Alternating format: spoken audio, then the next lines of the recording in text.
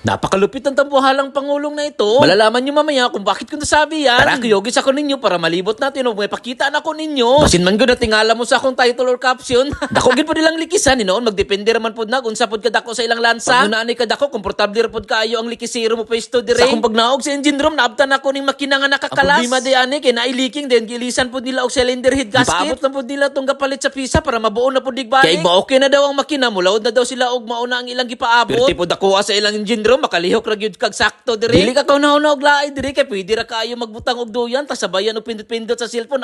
Okay kaayo. Ang makina ra gyud ay ilang gipaabot nga maayo kay ready naman kaayo ang pukot og PC dire. Mas nabot sila dala nga payo og buti. Pwede to laot na gyud ning lansaha. Tara masaksihan na gyud ninyo kung anong murag apartment ni nga lansa. Kay dito na ta paingon pero nasa tay hapiton kadyo sa ilang kusina. Manungkab ra gud ta tas ulam chick ba kay dire ra ba kumukaon ron.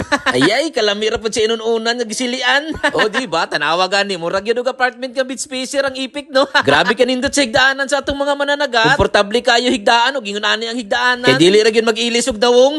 Di pud ta kaingon nga murag sardinas. Ug makita po nato ang ilang hallway nga sakto ra gyud kadako. Kini nga bangkang pangulong na flex na nako ni last 2 years ago. Dito sa akong YouTube channel taud-taud na gyud di ay. Ingon ani nga plastada makihinumdumon pud ta sa Manila nga buhay empleyado pa ta. Kay naka-experience po ko dito nga nag-beach spacer lang. So ug naa kay ingon ani sa syudad panigurado gyud ang income. Kasagaran man gud sa trabaho sa Manila kay apartment ra gyud mostly kay beach spacer. Kay baka barato ra man. Ako po nilang hulwi sa gawas maigo ang duha ka tawo bisan pag magsugat pa mo. Padung takuan na sa pilot house diri mo agi sa tubangan. Pero murag nindot og diri ka sa likod mo agi kay makita na to ang view nga nindot. Sa akong pagsaka di gyud pud ni mawala ning puso. Pwede kayo maligo diri kay tubig tabang raman pud ni. Og diri pud ninyo makita nga di gyud pud buringan ang mga mananagat diri. Kay og wala sila'y area or dili sa sila malaga. Sila'y katambayan kay naaman sila'y tiris-tiris diri nga naapod akong lamisa og mga bangko. Tas pwede pud kayo magduyan-duyan. Di ba grabe ka chill. Sa manginginom diha kabalo na guro mo kung say kulang ani nga plastar. Ug diri magtagay-tagay di jud ka mahubog dayon kay grabe ka nindot sa view og hangin kayo kay naa mo sa taas. Tas ang naka-chill pud diyan ning tambayan nila kay naay TV tas naapoy DVD. Mura na gyud og baroy tas ang nakanindot kay open air. Di pud mabalaka og mahubog kay pwede ra kayo mo ambak sa dagat para mahuwasan.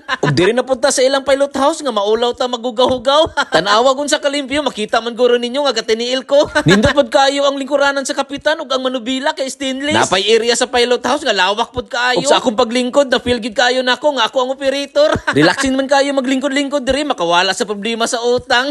Di gyud pud palupig ning kwarto gigdaanan sa kapitan. Limpyo og nindot pag yun kay dako ra pud ang area. Sulian pud din ako ning tambayanan diri at bang sa pilot house sa gawas. Grabe kalami sa hangin.